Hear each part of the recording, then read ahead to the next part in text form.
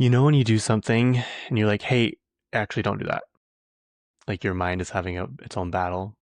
And then you do it anyway, and you're like, exactly why I told you not to do that. It's like the mother in you. Hello.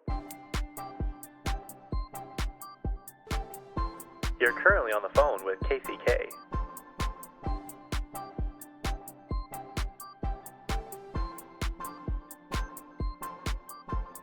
Yep, that's me. All right, I got a lot to talk about today. This is Martha Stewart's. How big is it? You guys, I just found the Martha Stewart mirror. Ho ho ho. Okay. Okay, if you guys remember, I wanted this mirror, but I can't tell how big it is. Why? Oh, here we go. 21. Do I have a tape measure in here? How big is 21? That's not very big. That's like really little. I'm still gonna buy it anyway because Martha Ghost Mirror for Halloween Stewart. I feel like this is a knockoff. Good morning, everybody. Welcome back to I'm on the phone with KCK, reporting to you live from Utah, Central Utah. To be exact, believe it or not, this boy who's obsessed with pop culture and just all things trending in the world and popular. I am at my house that is in the middle of nowhere, quite frankly, surrounded by hayfields and sheep farms and abandoned turkey sheds. They actually don't really raise turkeys here anymore. So, yeah, my closest neighbor is 2 miles away, I think. And it's actually one of my closest neighbors. It's actually my dad and stepmom. When my mom and dad got divorced, my dad moved away for a while and then he bought a house literally down the street from us. So, I mean, works for me, it was easier for me to go see him. You know, the cliche like laying in the grass watching the clouds and stuff, or like the song Airplanes. Can we pretend that airplanes in the night sky? That's exactly the tune of that song, just so you know. I'm on key perfectly. I'd be mowing the lawn and stuff, and I would literally look up at the sky and see the airplanes flying. And I'd be like, I wonder where they're going. I was like, I bet you there's important business people on there. Maybe Kim Kardashian's on there. Maybe Lady Gaga, Katy Perry, Taylor Swift, you know, just important people. And I bet you all those people have Blackberries or sidekicks. I don't know. They're just going somewhere important to a very important meeting, to a show. And I was like, one day I'll be on one of those airplanes and I'll be one of those important people. I wanted a Blackberry so bad, you guys. Blackberries were like the epitome of just you've made it type money, you know what I mean? And probably they weren't even that much money back then. I mean, iPhones nowadays are like $1,500, which is crazy. And I think I will be getting a new one this year. I waited. I I don't know. Maybe I do have a thing with numbers, but I like even numbers. I think that's common in the I don't know, probably the OCD community or whatever. My cousin can't have like the radio on like an odd number volume or the TV or anything. It bugs her. And I kind of get that, but I've never had an iPhone that's an odd number. And so this next one will be the 18. What I'm getting at is I've been documenting me fixing up these houses, or one house that my parents bought on this property up in the mountains, and it said storage is full. I'm like, no. And it reminded me of when I was at Katy Perry. I'm literally the first, like, there's the stage and then there's me.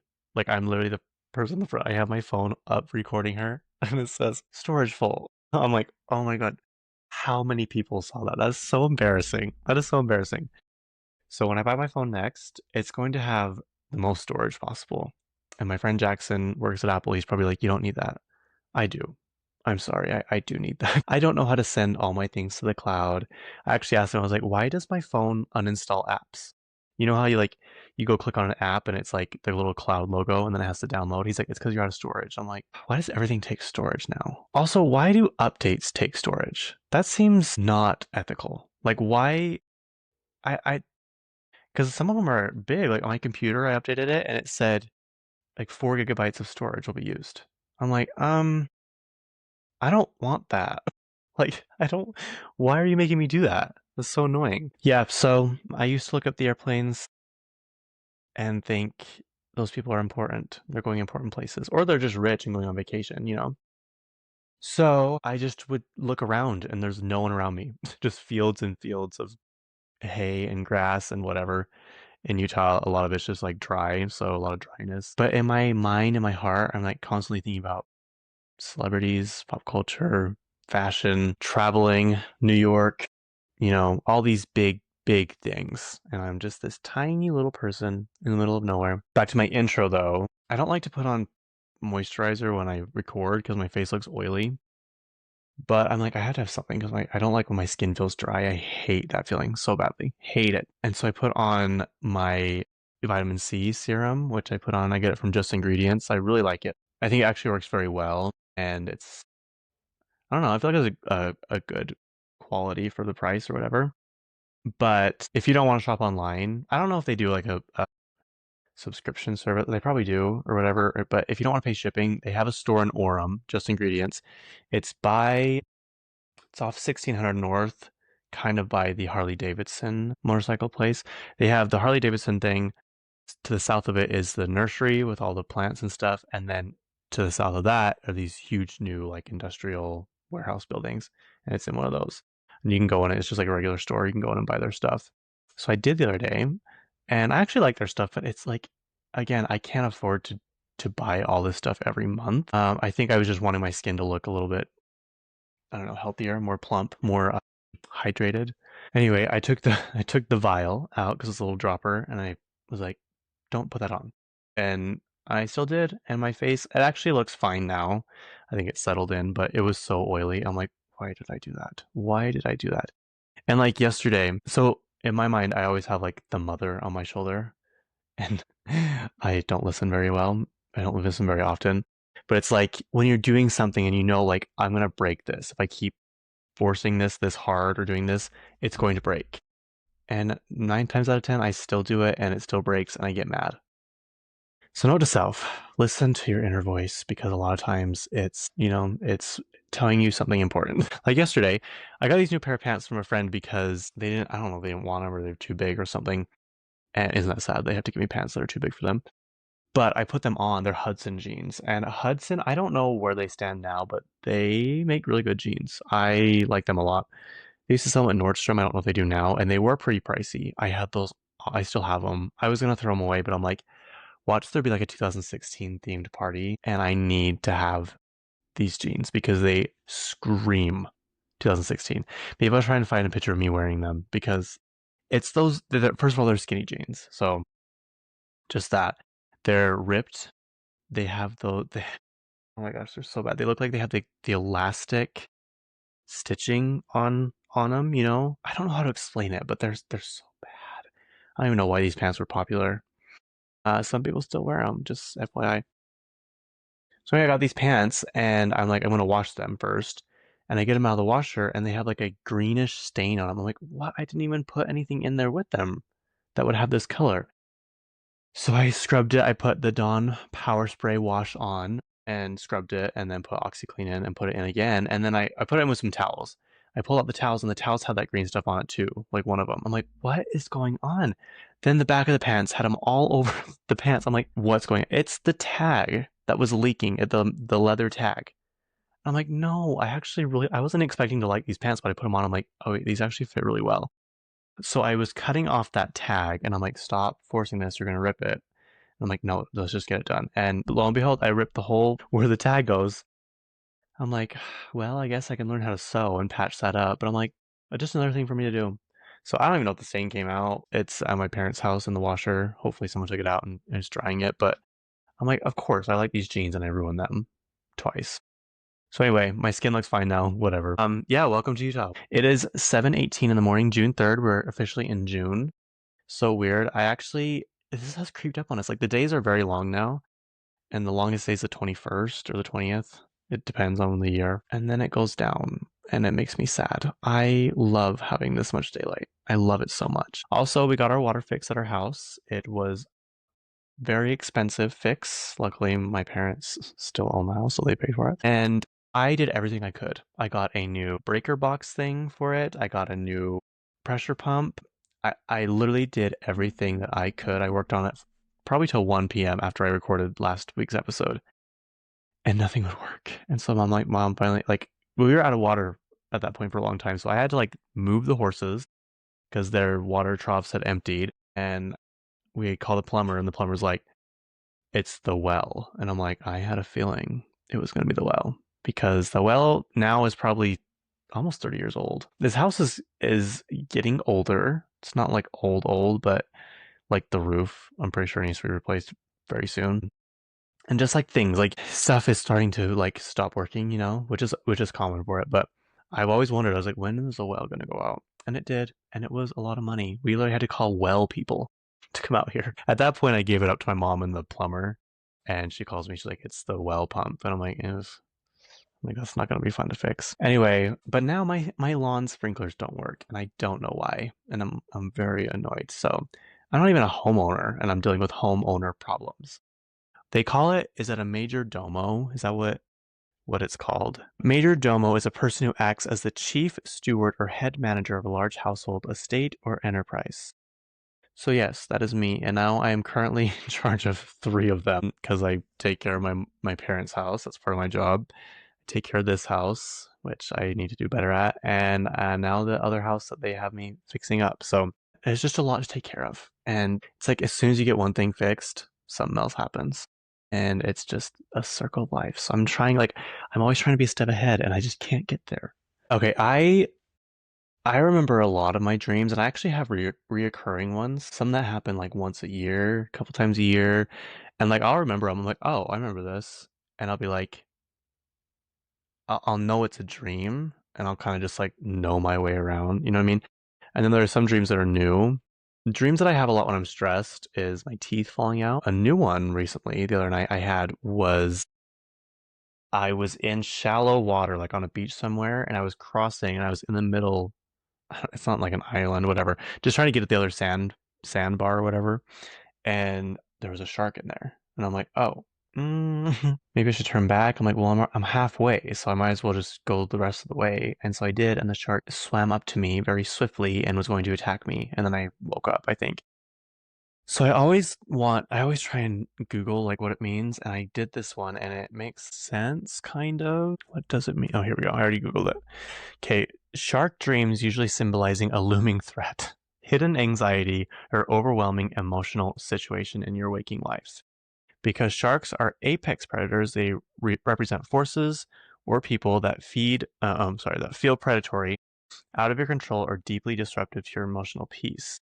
So it's like probably someone specific in your life that's making you feel out of control, or maybe multiple people. I guess it's like you feeling out of control.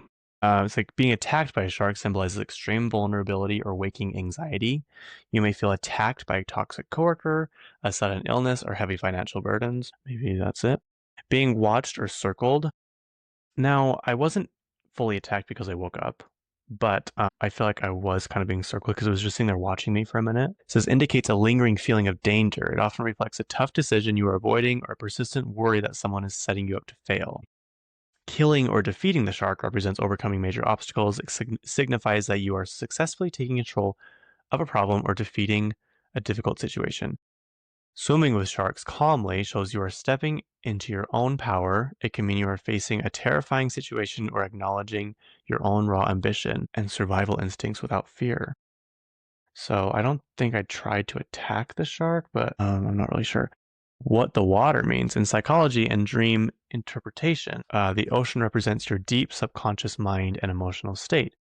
Clear water means you see the problem clearly or are fully aware of the threats surrounding you. I think this dream is about me. I'm the toxic person. Murky water or deep water symbolizes confusion, overwhelming emotions, or hidden issues like past baggage coming to the surface. Yeah, I think this dream's about me because I feel like I see a lot of the problems that I cause myself and I can't stop them. And I don't know what to do about it. So, anyway, my cousin Jessica, she got a book one year for Christmas. It was all about dreams. And I remember going through it, and it was really interesting. So, cousin Jessica, if you saw that book, I want to know. Let me know what it is because I want to buy it. I would like my own copy because I do look up a lot. What's the one about? I think I think all the dreams I dream about are stress. What does it mean when your brakes don't work in a dream. I have this dream a lot. Like I'm pushing on the brakes full to the floor with both feet. Dreams about failing brakes usually symbolize a lack of control or powerlessness. See, they're all the same. What does it mean when your teeth fall out? Dreaming about teeth falling out usually signifies anxiety or feeling of powerlessness. Is all the same. Okay. Obviously, I need to change some things, and a lot of the stress comes from myself. So I do it to my own self. What's next? What's on my list? Oh, okay. So while I was Googling this, so I got a new gym membership. It's to Vasa, which I hate Vasa. But where I live up in Utah County, it's North Utah County. Just so you know, it's North Utah County. It's almost Salt Lake County. So I don't want to hear it. Whenever I tell people where I live, they're like, ugh. I'm like, I know. I'm aware. I get it. So when I go to work, my other job, I stay up there. And I would usually go to the gym that's like down the street from my job, and I bring all my stuff and get ready. But I hate that. I hate hauling all my stuff to the gym and getting ready in those disgusting showers. Like the shower drains smell so bad. So bad. This is at EOS in Orem. And I feel like it was really nice for a while, but it is just getting run down. Like, which is weird because there's always people cleaning. So I don't know what they're cleaning. But the drain smells. I just don't feel like comfortable. I don't feel like I can, and I always forget something. And I hate that. So I'm like, well, maybe I'll find a gym around me that is close and I can just go there and shower and get back. So it's not like super close. I feel like it takes a lot longer than Google Maps says, but it's close enough that I can deal with it. And it's Vasa. That was the closest one. I don't understand why there's not a gym more where I'm at. Like there's so many people there. Like there needs to be multiple more gyms. And I went to Vasa like 10 years ago and I hated it. I went to the one in Orem, the one by the University Mall. And I feel like if you know, you know. That gym is awful. It's horrible. That one was dirty. Like it was all run. Like it just was. I hate it. I hate everything about it. So when they opened up this EOS, I'm like, oh okay, I'm gonna go there. And I liked it a lot. I still do because they have the movie room. Vasa doesn't, which really makes me really mad. So I'm like, I'll reluctantly get this Vasa pass, and I did. And it's actually very bright in there. It's very clean, like very clean. The machines aren't all cracked like or EOS's like seats are cracking. I was actually surprised. I was expecting it to be not that nice, which I don't know why because it's in Highland. It's in Highland, Lehigh area, almost Alpine. If you're not from Utah, that's like a very wealthy place to live. So obviously, like you pull into the parking lot and there's G wagons and lots of jacked up trucks, lots of just you can just tell a lot of people have money there.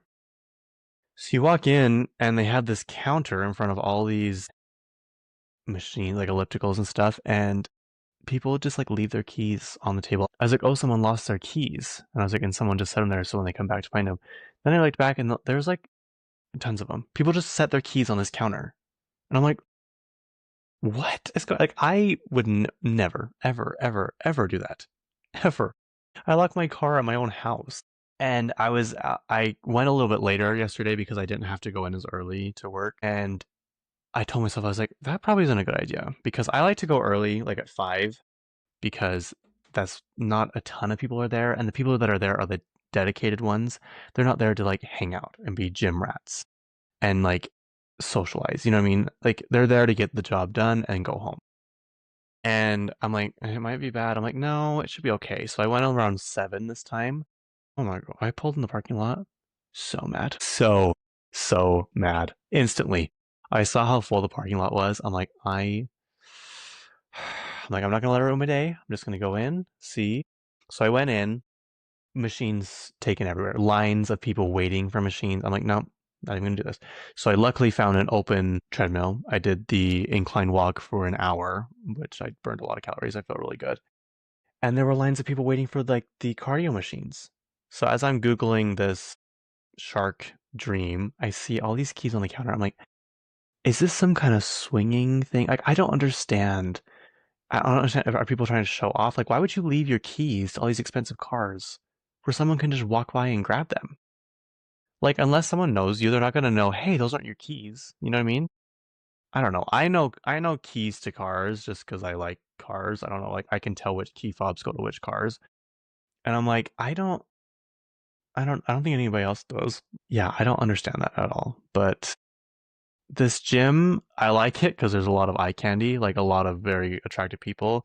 but it's also a lot of gym rats. I'm like, do you like do anything else in your life besides come to the gym and like work out and eat protein? Like, is there anything else you do? And they're all there socializing. They're all there. You know what I mean? It's very sales bro-y. You could say like sales broy that they've made money over like the last 10 years and now they have a nice house in Highland. I'm not complaining because a lot of them are attractive. A lot of the people there are very good looking and they take care of themselves. But it just makes me wonder like, do you guys do anything else? Like, do you eat anything fun? Do you ever have a milkshake? Anyway, I want to tell you that because of the keys. I just thought it was so weird. Okay, I saw two movies this week. I went and saw Michael. I actually left work early because in the parking lot of my other job, there's a movie theater. And like I was literally falling asleep. There's nothing to do that day. And I hate when that happens. I hate when there's nothing to do at work. Like I would rather be busy and moving and going than have nothing to do. Because yes, I'm sitting there, but I'm getting paid. I'm getting paid a decent amount to do nothing. But after 8 hours of that, it gets old. So I'm literally dozing off. As I asked my boss, I'm like, can I leave like 15 minutes early? Because this movie starts at 4:30, which is exactly when we get off. And she's like, oh yeah, that's fine. So I went and saw Michael, and I'm glad I did. It was really, really good. His nephew, so Michael Jackson's nephew plays Michael, and he did a great job. So apparently there's going to be three parts to this movie. The first part shows him as a kid, like growing up, and like his dad making him the Jackson Five, and then him becoming Michael and going off on his own, and then it ends at like the Thriller album. After the Thriller album comes out, pretty sure. I'm pretty sure there's only one album he does, and then it ends. So it ends at like 1986 ish, around there, 1989 or something. I did notice. I guess I knew the family had problems with the script, but I didn't know they had chosen to opt out of it. I don't know anyone else besides Janet Jackson because we're sitting there. I'm sitting there watching it, and you see Latoya, and you just see like she just like is in the background, kind of. She really doesn't have that many lines or anything. I was like, "Where's Janet?" And I googled it, and Janet decided to back out of the film, but she still has respect for her nephew and says he does a really good job and all this stuff. But she said there was creative differences, and my thing is, you hear all the time about how like mean his dad was, and yes, at the beginning of this film, it shows him being whipped by his dad with belts when he misbehaved, which he didn't really misbehave. He's just being a kid. And his dad was like working him like a dog. And I just kept waiting. Like after that, really nothing bad ever happened. And I'm like, I feel like they toned his dad's character way, way, way, way down. Because throughout the movie, he's like telling his managers, will you tell my dad this? Will you fire my dad? Will you let my dad know? Will you break the news to my dad? Like he's so scared of his dad, but his dad really never said anything or did anything that was that bad. And I'm like, there obviously it was a lot worse than what we were seeing, but that was one thing. And I don't know if that was what Janet didn't like. I don't know if she wanted to be more authentic. I don't know if there was just a lot of inaccuracies that she didn't like or things that they wouldn't put in that she wanted in. Very curious. I gave it a 4 on Letterboxd. Just my description was giving it a 4 because I want to know why Janet Jackson wasn't a part of it. So other than that, it was very good. I again, his nephew did a very good job, and he actually looked like the way they made him all look like his uncle. It was like the makeup and hair department did a like spot on job, I will say. So I'm glad I went and saw that. I had my little small popcorn. I snuck in a bottle of water or or I guess my Yeti. But yeah, if it's still in theaters, I'm sure it'll be in theaters for a while. I would recommend seeing it. It's you hear all of his music, like the really popular stuff. I'm like, oh, this song is actually really good. This whole album is good. And he was a lot more creative than I thought. I thought he was just like a singer and a dancer, but he actually had a lot of creativity. And it was really sad because it showed a lot of his child state, and like he would read the book Peter Pan over and over and over again. His whole room was full of like toys and Disney stuff and stuffed animals, and he had all kinds of pets. He had a llama, maybe an alpaca, a giraffe, a huge disgusting snake, a chimpanzee, a rat, and it just shows him even up until his 20s, he's still a kid in his mind because he never got that experience as a child. And his mom was like, "Why do you want another pet?" She's like, "You should go hang out with like people, like kids your own age. Like, go hang out with them." And he's like, "They don't treat me like a kid. They don't treat me like a person. They just want to look at me and take pictures of me." So like at a very young age, he was aware that people weren't treating him the way they were treating other kids, and he didn't like it. So he would just hang out by himself with all of his animals and his toys, and he just never got that childlike experience, which I think explains a lot of the way he did things in his life. And Neverland, him creating Neverland because he didn't want to grow up or he couldn't grow up or something. So I don't know. It was sad, good. I highly recommend. I'm curious to see how it'll do at award season. This next one I saw was Backrooms, and the concept of this scares me. I hate feeling like I'm in a different dimension. Like I was explaining IKEA last week, where you just feel like you're in a different universe. I don't like that. So this, in that sense, that scared me. But the movie was extremely slow. I love that it was set in the 90s, like all the 90s furniture and stuff. And I work at a furniture store, so seeing all the furniture and whatever, it was, I don't know, it just like felt like home to me. But the premise is, if you're not aware, it's an A24 film, so it's going to be a little bit bizarre. They he owns a furniture store, and he goes in the basement and he sees a fly through the wall. And he's like, what is going on? So he sticks his hand through it, and his hand goes through the wall. And then he walks all the way through it, and he is in just a back room, just a random room, and it's just got stacks of furniture everywhere. And he slowly ventures in more and more throughout the movie, and it's just really bizarre rooms, really bizarre furniture. Sometimes it's like half furniture, sometimes it's half rooms, just doorways that lead to nowhere to more rooms. So in that sense, it did scare me. But the last half, I'm like, this, I'm too stupid for these movies. Like, I don't understand the concept of these movies. I think I looked afterwards, and it's like, it's your dreams. Maybe we should just look it up. The Backrooms movie follows Clark. Sorry, I thought I was gonna say his last name, but it says Clark and then Chiwetel Ejiofor, who is the actor. A struggling alcoholic furniture store owner and failed architect. He discovers a supernatural portal in his basement that leads to a sprawling labyrinth of dimension of dull yellow walls and buzzing fluorescent lights. He drags his employees and his therapist, Dr. Mary Klein, into the nightmarish realm. Okay, I know that. I want to know what the horror of the film is largely psychological. The backrooms manifest the unresolved trauma, fears, and destructive habits of the characters as they get trapped in looms. Okay, I do remember this.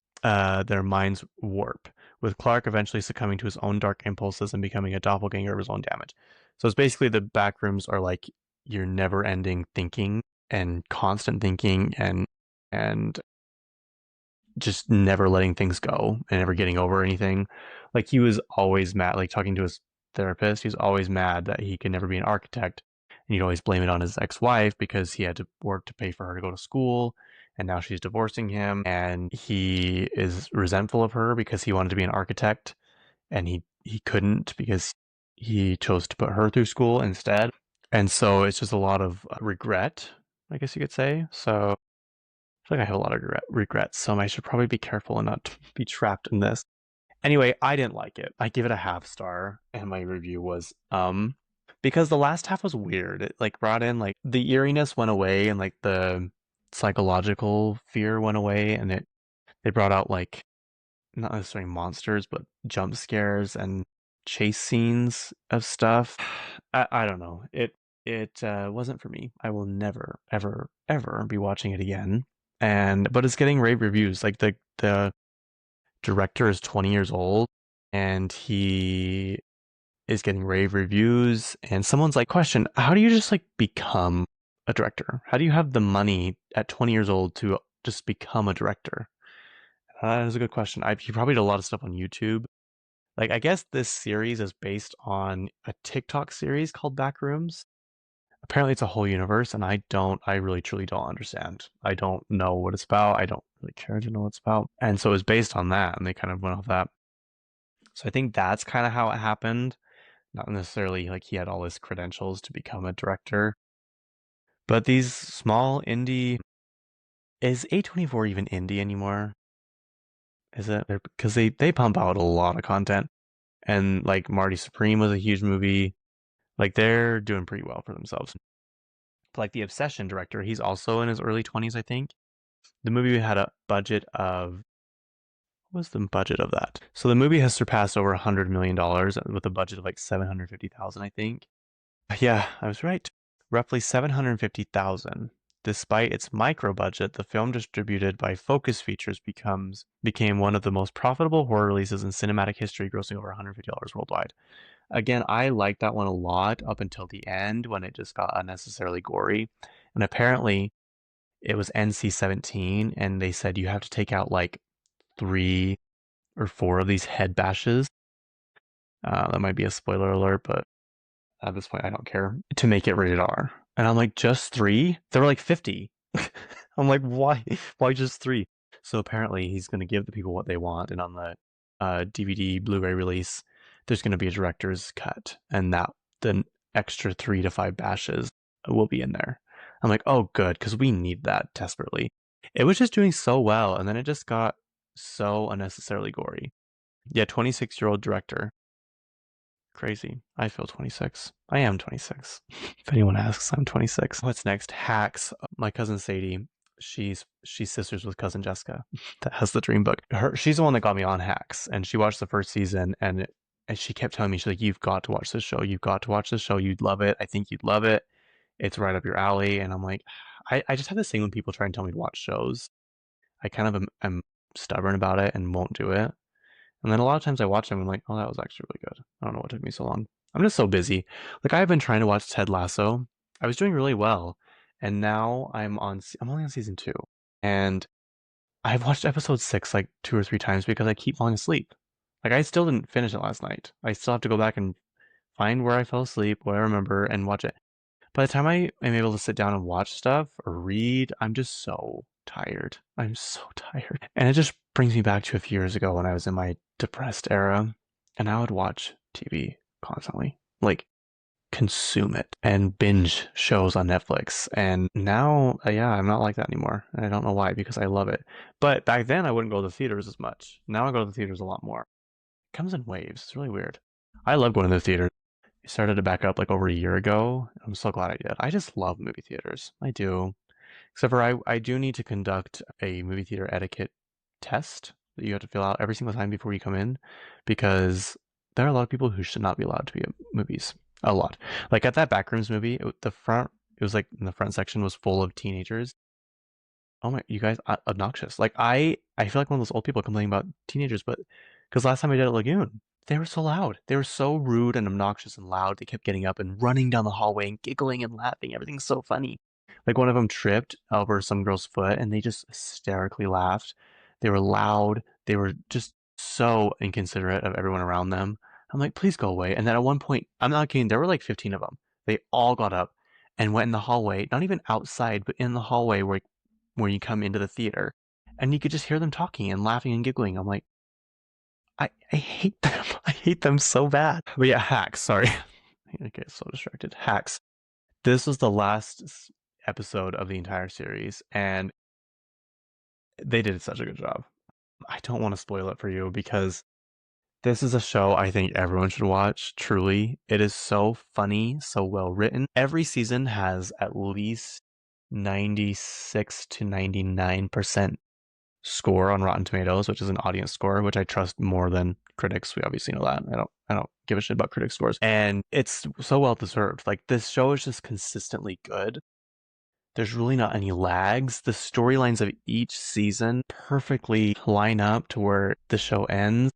The last episode was a tearjerker. It was very emotional, very sad. Like it was like goodbye times 100 because there's just something that the character wants to do, and you're like, no, you can't do that. And just how Ava is handling it, and I'm like, this is so sad. Like I can't. So we watched that. We had Chinese food. Lucky 5 Chinese and Spanish fork. It's very good if you are wondering. And it was the end, and it perfectly. I don't know. Just it's such a good show. You guys, please watch it. It's on HBO. 5 seasons. There's like 8 to 10 episodes per season. It's a good binge watch for the summertime. You know, if you want to do that, if you're on vacation, maybe if you want to watch in the winter, that's probably a better time to binge stuff. But I'm telling you, this show, I can't get over it. I cannot get like the characters. A lot of people on TikTok or Twitter were like upset. They're like these characters feel like real people. Like I feel like I'm losing real people. I don't feel like I'm watching people act. Like they are their characters and they do such a good job of it. And I agree. It's hard. It's sad. Okay, Euphoria. Apparently HBO came out and said this is the series finale. They kept saying season finale on like ads and stuff, but it is the series finale. And we watched it with a group of people. I personally thought it was done well. I think I don't should I spoil it? It ended how I thought it would end. How do I put this? Okay, I'm gonna spoil it. So if you don't want to hear it, skip ahead. I'm sure it's been all over the internet by now, but whatever. I knew Nate and I knew Rue were gonna die because Zendaya and Jacob Elordi, you can tell they're over that franchise. Like that's not necessarily what made Zendaya famous, but it kind of put her in the zeitgeist of a great actress. So I think in that sense, she is enjoying it. Jacob Elordi, that was one of his very first roles. Was that before the Kissing Booth? It might have been after. But that kind of put him on the map, and now he's wants to be a serious actor. I can't get over Frankenstein, you guys. Frankenstein should have won because it showed. Where was I watching? And it showed. Oh, it was a commercial for one of his new movies. It was an Academy Award nominee, Jacob Elordi, and I'm like, he should have won that. He should have won that role for Frankenstein.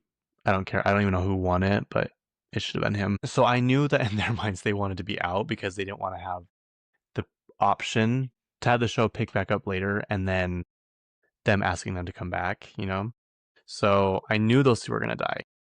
The way Rue died, I feel like it was kind of accurate. The way Nate died was horrible, as we discussed last time. I had a feeling they were gonna keep Maddie and Cassie, which I was correct on that because they seemed to like that show. But then it came out that Alexa Demie, people were always like, why isn't she acting? Why isn't she famous? Why isn't she doing more? I guess she said after the second season, she hated that show. She hated being famous. She hated everything about it. I don't know exactly why, because I was just kind of reading a snippet of it. And I saw another one today, and she's like, I do not want Sydney Sweeney's level of fame. Like, I don't want that. I thought I did. I might be adding things in here that aren't super accurate, but she's like, I thought I did. I don't. I don't want that level of fame. So I don't know. I don't know if she'll keep acting. I don't know what was able to get her back to this show because I think she does a good job. And her outfits, oh my gosh, her outfits were phenomenal. I like her character a lot. But yeah, I knew that those two would live. I knew Lexi would live. But Rue's death so she works for this really bad guy, and he sends her on this mission to retrieve some money or some drugs or whatever from his rival. And she does it, but she comes back and she's like completely like beaten up and just like because the guy ropes her on a horse and then is dragging her back to the house and she gets away, but she's like in bad shape. So he gives her, his name's Alamo, he gives her a Percocet and you can see her sitting there. Also, this last episode, I don't know what it was, Coca-Cola everywhere. I mean, blatant product placement, and I love product placement, but this one was like, okay, we get it. Like this was sponsored by Coke. I'm not even kidding. There's probably 5 to 10 Coke advertisements in that film, that episode alone, and it's just out of nowhere because I don't think it was in like the other episodes. But we're like, oh my god, enough with the Coke. So he opens 2 bottles of Coke. Clearly, he pours all of them out into a cup. So it's like 10 seconds of footage. You could just clearly see the Coke labels. I'm like, wow, they really, how much do they pay? And then he hands Zendaya the bottle of Percocets. And he takes one. You really don't see, well, I don't know how it works. He was sly because he pulled out 2 pills, placed them on the table, and he took one and then took it. He's like, for my back problems. So maybe he didn't get him out of the bottle.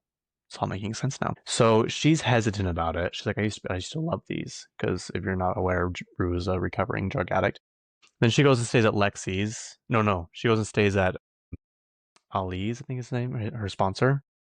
And in this season, he talks about all the people he's lost to unaliving themselves. And he has a little booklet of it. And it's like all these people that have come off drugs, but they hate their lives so much that they end up dying. And so she's there, and he doesn't know that she has these Percocets, and so she's just sleeping. And he goes over to her, and she's not responsive. She's gone. She's on the couch, and he looks over, and there's a bottle of Perks. So he takes it and tests it for fentanyl, and lo and behold, it was filled with fentanyl. And so he has taken it upon himself. He saws off a shotgun, goes to Alamo's strip club, and locks the doors and says, I want to speak to Alamo. And Alamo comes out and they have like a standoff, like a Western standoff. And anyway, Alamo dies. So I like how it was vengeance for Rue.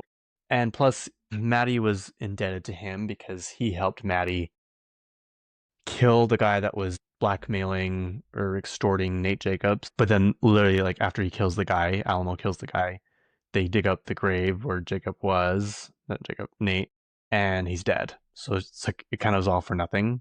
But I guess it helps Cassie get off the hook, you know? So then they come together and they are starting this company, this OnlyFans company, to pay off Alamo. Basically, it shows Cassie going, not Cassie, Maddie going to Alamo to give him the money, and then he obviously wants more than money. And anyway, it ends well because it gets everybody off the hook, and Rue gets her justice from Ali. Is that his name, Ali? I don't know. But the people I was with, I don't think they liked the ending very much. And I'm like, I feel like for this show, it wrapped up pretty well. Okay, what's next? I went to Kesha. This was a last minute decision because my friend Jackson was on vacation to Disneyland, and he's like, "Do you want my ticket?" I'm like, yes and no. Like I've been to Kesha three times now, 2 or 3 times. Last year she came and it was at USANA and I was pretty tipsy. So, but the sound was awful and she'd only play like snippets of her songs. And like the consensus was nobody really liked the concert. And so I was kind of hesitant to go. It was $30, $34. So I went and I ended up going with a lot of my friends. So I was like, this is fun. We didn't rush. We didn't get there too early. We actually got there right as the opener ended, which I'm glad because I'm sorry, I don't like openers. I don't know. I don't vibe to that. I want to know music that I know. Sorry, that's just how it is. So openers to me aren't that big of a deal. But if you want to go and get a good seat, you kind of have to see the openers. But we didn't really care. So we were like literally at the back of the lawn, and it was so cool because as soon as she started performing, the moon started to rise. Like I'm not even the second she started performing, and it was a full moon. It was so pretty. And I'm like, this is like she couldn't have planned this any better. And I really couldn't figure out what she was touring for. Because when did her album Period come out? I feel like I was like, I don't even know what album she has out. And she only has one song out. It's called Origami. And is that on this? It's not even on this album. So maybe she's coming out with a new one. But this Period, it came out, yeah, last year, 2025. So that was right before. That's so weird. Because she started touring, she started her tour in Utah on like July 2nd, but her album came out the 8th? So why would you tour something? Anyway, regardless, I could not figure out what she was touring for, like at all. I'm like, you guys, she only has one song. And they're like, yeah, that is weird. But then throughout the show, she would talk and she said, this is my freedom tour. This is me finally owning all my old music. I swear we've heard Kesha say she's a free woman like for the last 5 years. Good for you. Like obviously you went through something traumatic, but like I'm like, come on, girl. Like this is we've heard it. We get it. You're a free woman. But this one was she could actually sing the songs fully now. Like last time she would literally sing like I'm not even kidding, like 15 seconds, 20 seconds of songs. So I was kind of hesitant to go, but I had a fantastic time. It really was so fun. And her music really is for concerts, for partying, for having fun, for clubs. And I got to thinking, I was like, I don't know if she could be a headliner, but she could be a headliner adjacent at Coachella because her music is so festival-y. It's such party music. I'm like, honestly, they should call her next year and have her perform because I'm not kidding, her music perfect for those occasions. Same with Katy Perry. Her music is just for people to have fun and dance and whatever. Again, I'll stand by it. That's why she wrote 143, which I think is a great album. But I know she recorded it and made it because someone's actually said, though, I don't think she wanted to make that album, but she had to fulfill her contract with Dr. Luke, which is why Kesha hates Katy Perry, even though multiple people in the last 10 years have recorded with him. So it doesn't make any sense. So she has something specific about her. And I know it's because she wouldn't testify in court against her, but she wanted Katy Perry to lie. And I think we all know Katy Perry's not a liar. If anything, she might bug you, she might be annoying to you, whatever. She's not a liar. So I think we can establish that. Anyway, I had a great time. Like there were only a few songs I didn't know, maybe like two, but she sang a lot, and it was a lot of fun. Then I saw a TikTok. My friend Catherine sent it to me, and it was a girl. It's like them walking out of the park to the parking lot from Kesha, and it's like, did anybody else sleep Kesha, or is it just us? And someone's like, no, was it just you? And like, someone commented, are you going to give any context? And so she did a video. You guys, it's the most painfully Utah white person video I've ever seen. The girl was like, okay, so for everyone for asking for context, and she said it twice. She's like, here's the context. And I was like, okay. And I looked at the comments. The person was like, context? Question mark, question mark, question mark. Basically, they were annoyed. They're like, we love Kesha. We love her so much. We love her music. We know she's a party girl. We love her outfits. But she's like, it got too satanic for us. Like when she's holding the wine glass and it had the eye behind her and stuff. And someone's like, you're describing a, a regular Sunday at church. That one got me. But anyway, Catherine's like, did you leave? I'm like, no, I had the time of my life. Like it was so fun. Like there was people in the comments who were like, I'm sorry, this is the most Utah thing I've ever heard. This is why people don't like Utah. I have to kind of agree with that. But just like it was, I don't want to post this because this girl obviously lives in Utah and I'm in Utah, so the chances of her seeing it could be pretty high. Not that I have a lot of followers or listeners, but someone I know may know her. But there's always a TikTok video going around, a new one of like Utah culture, and like it's like to horror music, and it's like what I was explaining about the people at Lagoon wearing. Exactly that. They just hang out in Maverick parking lots. They have horrible, horrible fashion, horrible hair. I still don't understand why we're still doing the curl with the straight at the bottom. Curl the whole thing, girls. Come on. And it's the fried Utah hair, the bad tan, spray tan. And there's this picture that always goes around, and people are always commenting it, and they're relating it to the one of the sisters on Ed and Eddie. I don't want to post the picture, but if you want to know what it is, message me and I'll send you the picture because it is so painfully Utah. But this poor girl, she's never going to live this down. And it's taken from a clip of a TikTok where there's a whole group of them and they zoom in on her and single her out only because she's her hair. Anyway, I'm not going to say anymore, but it's funny to me. That's what this girl, the Condex girl, was giving perfectly. So anyway, okay, Dolly Parton. I think we talked about this. Is getting a truck stop. Dolly's Tennessean travel stop officially set to open June 24th. Grand opening in Cornersville, Tennessee. Celebration kicks off July 4th with surprise and delight experience. I wonder if she's going to perform. So this place is big. It's giving Buc-ee's. Let's see this. So they have a fuel zone, parking, main entrance, general store, Doggy Parton Dog Park, restrooms, electric vehicle charging stations, restaurant and cafe, Cup of Ambition Coffee, Dolly Barbecue. They have a stage in there, main stage, mural, tour bus, back patio, upstairs lounge, upstairs event center, and for truckers, fuel zone, parking, and truckers lounge. So I love that. I love that she just does random things because, she's, at the end of the day, she's a businesswoman. She really is. Okay, what's next? Dua Lipa is officially married. She fooled us all. She really did. We thought she was going to get married in Italy. We for sure thought it was Sicily. We thought it was in the next couple weeks. She got married on May 31st in London, and she wore the outfit, the gown was beautiful. It was a two-piece, like a skirt. I wonder what the designer was. Dua Lipa did not wear a traditional gown for her London civil wedding ceremony with Callum Turner. Instead, she wore a custom ivory skirt. I could tell. I should have guessed because I would have gotten it right. Suit by Schiaparelli Haute Couture. Schiaparelli is the one that does a lot for Kylie. They did Emily Blunt's dress last year at the Met Gala, and it was phenomenal. They just do a lot of good sculpting. Like it's almost like you're literally wearing art, but it doesn't look weird, Anyway, her suit was amazing. It was so beautiful, and she wore this big, beautiful hat, kind of like giving the hat off Parent Trap when they're doing that photo shoot. They got married in London. They're like, it is so chic and perfect and classy for Dua Lipa, who's known for traveling the whole world to get married in her hometown. Like that is true.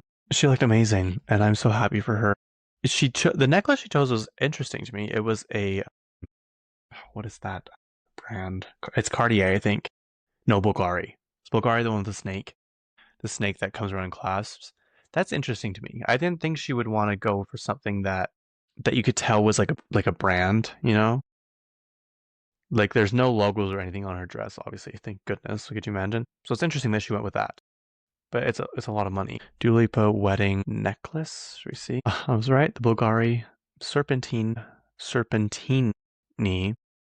necklace made of white, gold, and diamonds. Wow. How much was it? How much did it cost? Tell us, Vogue. Tell us. Bulgari serpent. It's like a lot of money, just so you know. The popularity of the snake. Oh, come on. I always wondered why they had the snake. Popularity of the snake motif jewelry can be traced back to some 5,000 years to ancient Egypt, and it was also in favor during the Victorian period. In 1839, Prince Albert gave Queen Victoria an 18-karat gold serpentine motif ring that he had designed himself. Oh my gosh. Dua Lipa's wedding necklace was worth approximately $500 to $567,000. 75 carats of pave diamonds, including two pair shaped diamonds for the snake's eyes. Wow. She literally has the perfect life. Someone on Twitter was like, I feel like Dua Lipa's life is everybody praying for what they want, and it all goes to Dua Lipa. I'm like, that is a perfect example. But you know, she's a hard worker, she's a hustler, and she's dedicated and disciplined. So I mean, it makes sense why she's so successful. She literally works hard for it, so can't be too mad. Okay, this one, Oprah has moved her stuff to Amazon. So Oprah Winfrey signed a comprehensive multi-year deal with Amazon and its Wondery podcast. The partnership brings her podcast Oprah's Book Club and the Favorite Things franchise to Amazon's platforms, effectively integrating her empire into Amazon's media and retail ecosystems. The partnership officially links Oprah's brand with Amazon through several specific avenues. The Oprah podcast, Oprah's Favorite Things, the famous holiday gift curation and shopping lists are now integrated into Amazon, giving shoppers seamless access to purchase items highlighted in the guides. You see a lot of people doing this, like the Honest Company. I talked about this a while ago, but they put all their stuff on Amazon. They got rid of their own store and are now selling exclusively through Amazon, which I guess makes sense because you can get it to people a lot faster. If people have Prime, they don't have to pay for shipping necessarily. Yeah, I think it's a good move. But also, it's like that's at what point does it become a monopoly? You know, because the only other really rival brand to Amazon is Walmart. Yeah, like that, and Amazon and Walmart are like the only place you can get like everything. You know, like there are specific companies that do a lot of just like one specific thing, like fashion, like Sheen or you know stuff like that. But there's really no other place to buy stuff than Amazon or Walmart. Interesting. Oprah's Book Club. This is smart because they own Kindle and Audible, so you can just like buy through or Oprah's thing. And this one was actually really cool, I think. Classic library content. Amazon has the rights to host the back catalog of 25 seasons of The Oprah Winfrey Show, expanding her video content available on Prime Video and Fire channels. That's kind of cool for people to be able to go back and look at that. I don't know where it's at. I wonder if it's on her own network, her TV channel. But Victoria Beckham now has a store in Miami, and I think it said this was the first store in the United States. I want to say I could be wrong. Maybe New York. I have a hard time believing that this is the first one in the United States, but anyway, it looks very nice. This one is interesting. Caesars Entertainment. So they own Caesar's Palace. They own Planet Hollywood. I'm thinking they own Paris. The Paris. The I'm trying to think of all the hotels that they own on the strip. Anyway, they own a lot of them. They're reportedly being sold for $18 billion. I can never spell Caesars. Caesars. Caesars announced today it entered into a definitive agreement to be acquired by Fertitta Entertainment Inc. in an all-cash transaction. Wow. Well, that's all cash. Valued at approximately $17.6 billion, including the assumption of approximately $11.9 billion of Caesar's outstanding debt. Interesting. So technically, at the end of it, they're only going to get what, 10 billion-ish dollars only. They're only going to get $10 billion. But that includes like everything. That includes their hotels around the world too. I don't know if they're around the world, but like in Jersey City. Atlantic City, not Jersey City. Atlantic City. I think they have some in Atlanta, I want to say. Be curious to see how it happens. The guy that bought it is in the let's see, Fertitta Entertainment. He's in like the hospitality genre anyways. Fertitta Entertainment is an American conglomerate and holding company that holds companies and investments owned by Tillman Fertitta. These includes Landry's Inc., the Houston Rockets, and Golden Nugget Casino. What is Landry's Inc.? Okay, Landry's the leader in dining, hospitality, and says something else. Wow, they own a lot of stuff. They must be doing very well because the guy that owns this company, his net worth is 11 billion.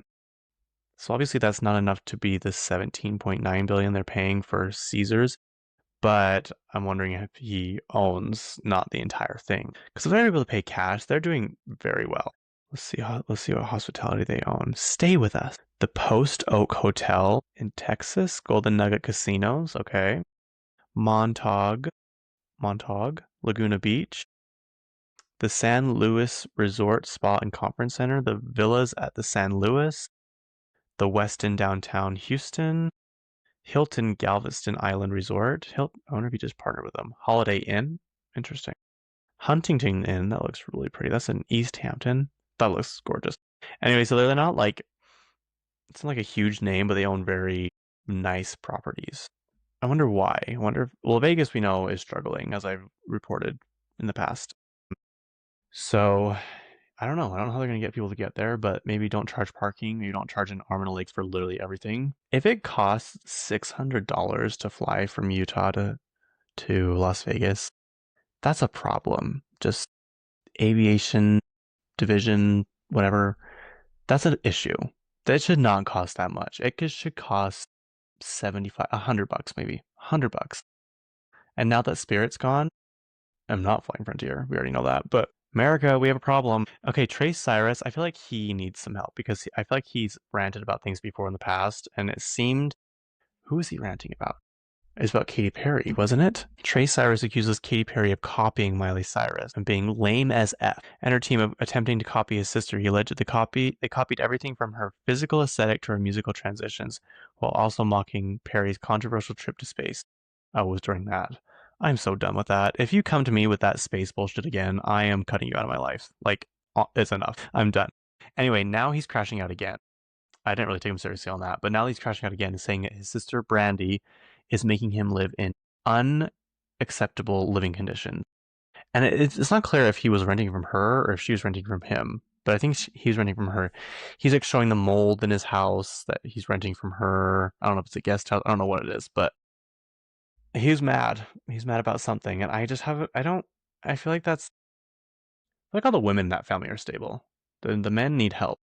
You know what I mean? The men need some serious psychological help. Katy Perry has received $5 million. She received, I think, 8 million. She got her 3 million back, maybe 7 million.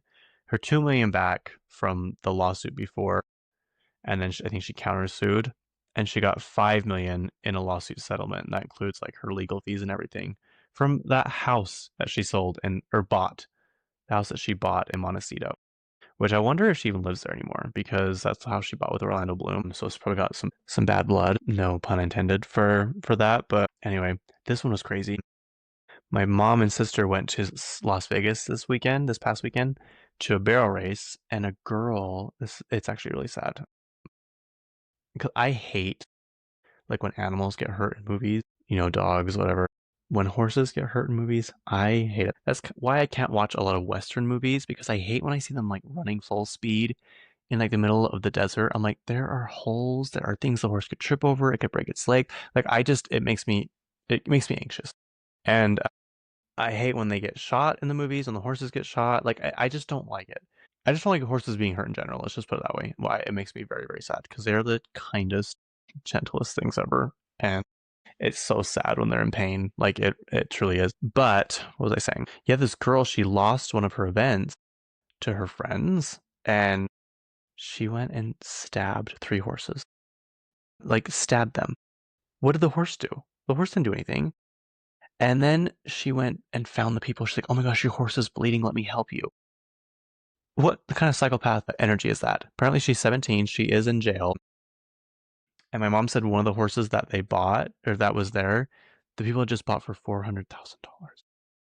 So the horses, obviously, they're fine now. They're survived. Horses actually have a very high pain tolerance. It's kind of crazy to watch. Not that I hurt horses, but when horses are like, when something looks like extremely painful and the horse is like acting like it's not even a thing, I'm like, wow. Okay. Anyway, I hope that girl rots in jail. I don't understand why she went after the horse. Like, why was it the horse's fault? You know? Anyway, jealousy's a disease, and I hope you get better soon. This one was interesting. Maybe seems like it's a big myth, but Charlie D'Amelio apparently has seen a lot of money missing from her account. It says Charlie D'Amelio doesn't or says she's depressed in cryptic TikTok amid reports of financial rift between family members. Oh, interesting. The TikToker shared a cryptic post set to Taylor Swift's Mirror Ball after the father Mark D'Amelio addressed reports of financial rift between family members. In a May 31st post of her TikTok page, the content creator 22, she's only 22, shared a photo of herself crying, writing in a caption, "I'll be back dancing later. I'm depressed. Leave me alone." Oh, wow, that's pretty blunt. Months ago, an eagle-eyed fan pointed out Charlie and her parents no longer follow each other on Instagram, where the influencer boasts a whopping 40 million followers. Over the weekend, reports began circling that the family members had a falling out, with some claiming that the feud was a result of a monetary dispute. For his part, Mark responded to the reports in the comments of a Dumois post reporting the dispute, which alleged that Charlie had discovered that millions of dollars had been transferred out of accounts that were set up during the time period her career was managed by her parents. No one called me for an interview. This is not true. We love Charlie, but she is being manipulated, and I have the receipts. Over the last 6 years, we have remained silent and have never addressed gossip, but the time has come to set the record straight. When reached out for comment by people, Mark added, "There is nothing to say except for the report is 100% not true." So you never know what to believe in these situations. Yeah, so it's going to be interesting to see how that plays out because you really never know in these situations. Apparently, obviously, they're not speaking. Maybe she is being manipulated by other people. Okay, this one is interesting. This one is a new drink from Kristen Cavallari. She's from The Hills and Laguna Beach. She's really pretty. I always liked her. She's made to be the villain in The Hills, which she's like, I was aware they were going to make me the villain, and I still did it anyway, which is a smart move. It's kind of like Whitney Levitt. Real fruit juice and protein. 8 grams of protein, real fruit, bubbles, and sunshine. Zero chalk. Drink it cold. Drink it often. No sugar. Essential vitamins B12 and B6 with collagen. 8 grams of protein. You guys, this is what I'm wanting Alani to do. No caffeine. Just a drink. Oh, it's expensive. 4 pack for $15. What is that? 3 times 5 is 15.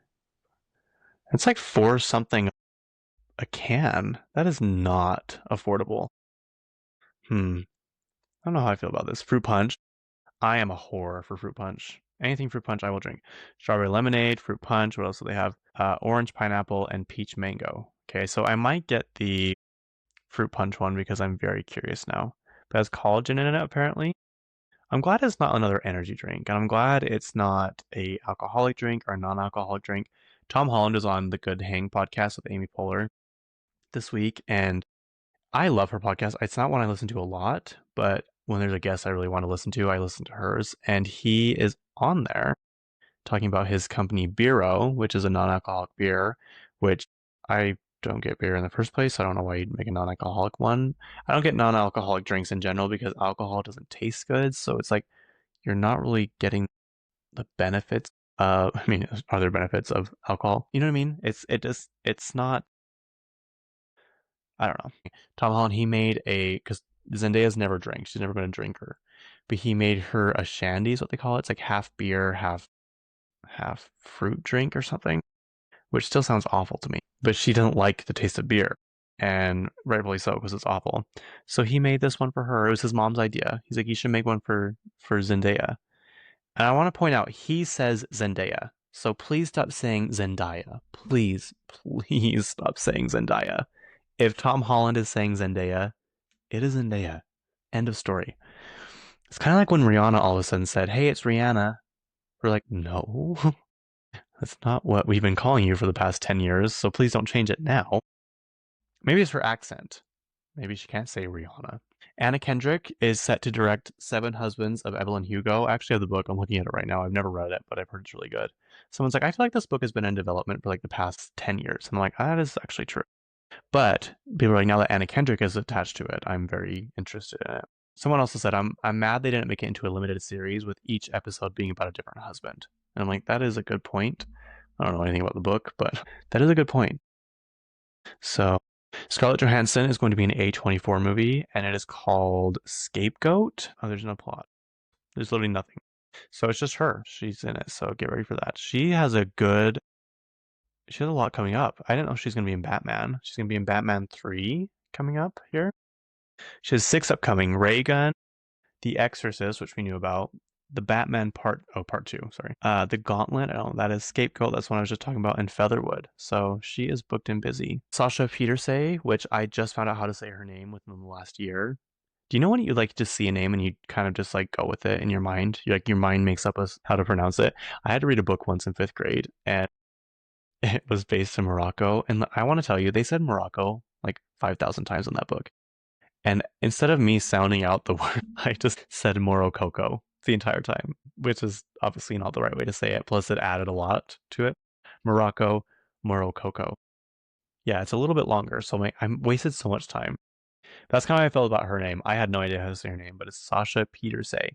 She's going to play Rosemary Kennedy, which is John F. Kennedy's sister. And apparently her story is pretty tragic, also pretty sad. So that should be interesting to see. Disclosure Day with Emily Blunt is getting very, very good reviews. And it's directed by Steven Spielberg, and someone said it's one of his best movies in a very, very long time. So very curious to see that. Scary Movie 6 will be out by now. Their promo has been fantastic. They literally were in time. I wish it was in Times Square during this, but they were in Times Square in a glass box, and they were hotboxing it. I'm like, what a perfect way to show Scary Movie 6. Like their promo has been amazing and so funny, and I'm so excited. But Brenda has a letterbox, and I want to see. Did I save it? I don't think I saved it. But anyway, it was her reviewing scary movies, and it's hilarious. And then there was one movie. It wasn't even a scary movie. It was Shakespeare in Love, and she's like, "I recorded this in the theater. Let me know if you want the link." And that's because like she has that scene where she's recording the movie in the movie. Anyway, I think that's funny. I love when people do good marketing.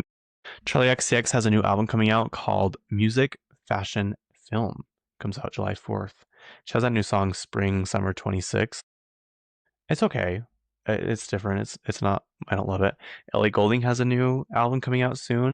Benson Boone. I don't know if this is a album or a song, but it's called Time of My Life. It comes out June 26th. This one, Taylor Swift's going to be having a song in the Toy Story 5 movie. It's called I Knew It, I Knew You. It's produced and written by her and Jack Antonoff. And I'm curious, she has 3 limited edition CDs on her website, and they each have one song on it each. But it's like, that'd be so cool to have. But Taylor, I can't justify spending $15 on shipping for one song. I'm sorry, I can't do it. I can't. But everything about it was so clever, and like the TikToks of people being like Taylor Swift in the room with Disney, like plotting how they're gonna release the song, and they're like, she's like, we're gonna put a song or a countdown with clouds in the background on my website for 10 seconds. She's like, don't worry, they'll find it. And then it's like, we're going to put a billboard up that says TS, which could also mean Toy Story, with the Toy Story clouds in the background, but the clouds, there are going to be 13 of them. We're also going to take one of my older albums and replace the seagulls with clouds in the background. And there were other things in this too that they were like, you think all this is going to get their attention? She's like, trust. They'll know. They'll know. And someone was like, this is why Taylor Swift has such a good fan base, is because she's always keeping the fans entertained. Even when albums aren't coming out soon, she's giving them little hints, giving them little crumbs that something's going to happen. And it keeps the fans engaged and like intrigued and wanting to know more. And I agree. I love that. Like it's so much different than when people were just like, album coming out, like back in 2010, like the way they would have announced this would have been like on Twitter. Here's my new song that's going to be on the Toy Story 5 soundtrack. So I just love it. I think it's so good. Apparently Ella Langley Condex contacted Miranda Lambert for help with like, what am I trying to say?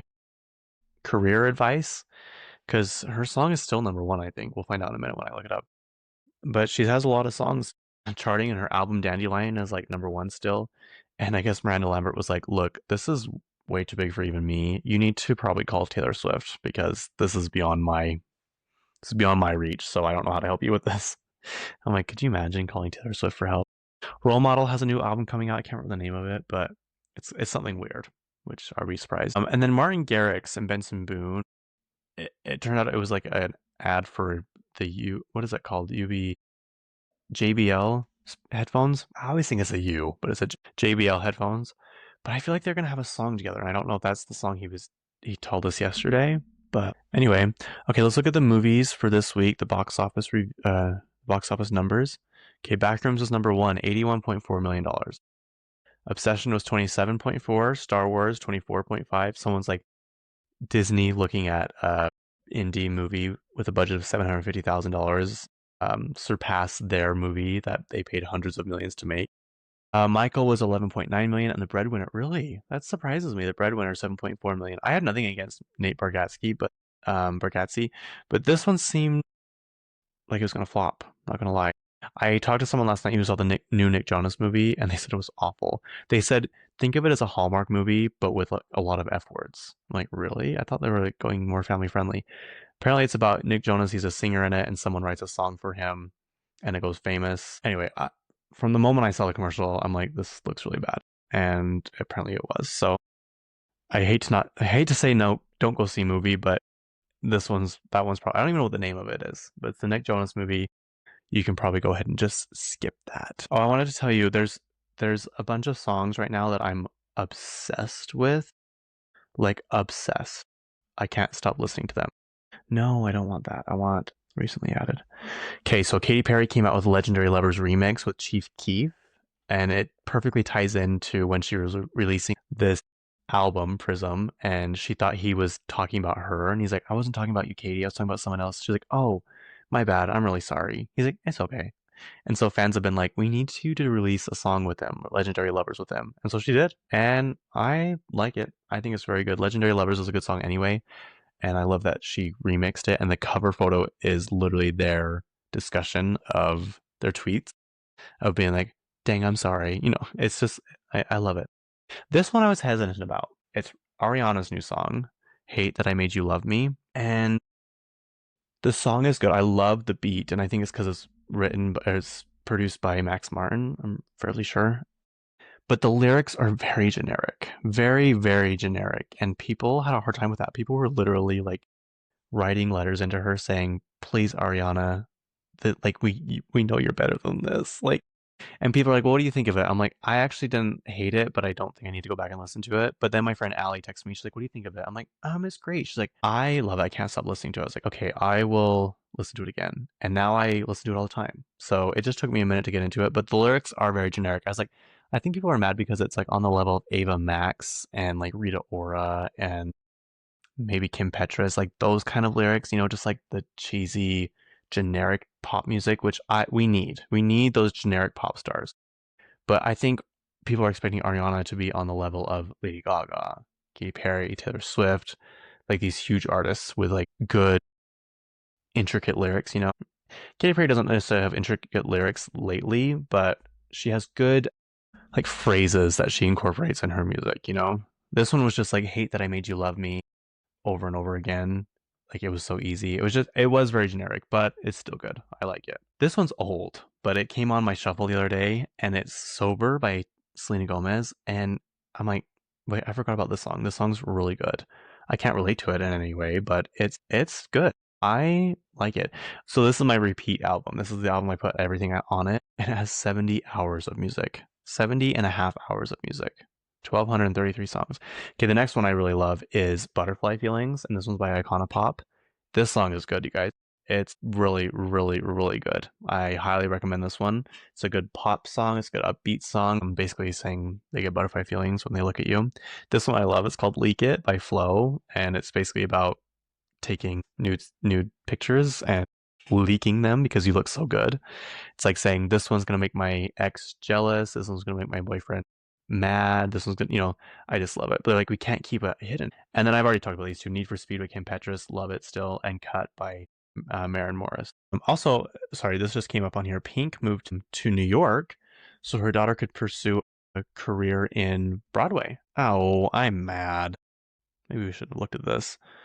Okay, number 5 is Michael Jackson with Thriller, which isn't surprising. It's been on the charts for 200 weeks. Number 4 is I'm the Problem, Morgan Wallen, and there's a video of him lately, or yes, just in the past week, where his piano's broken, and so he literally flips it over on stage and is like all angry and pissed off. And I'm like, why are there fans of this guy?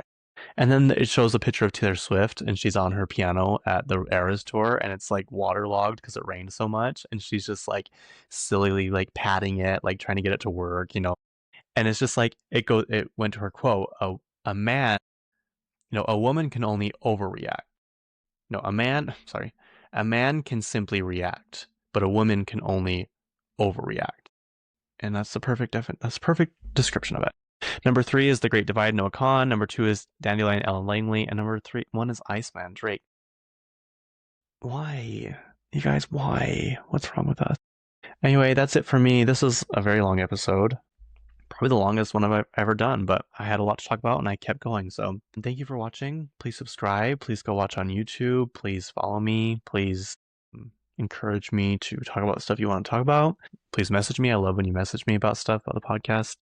So yeah, this is episode 140. We're nearing 150, which is crazy. So yeah, I will see you guys next week. Thank you for listening. Thank you for watching. And scene.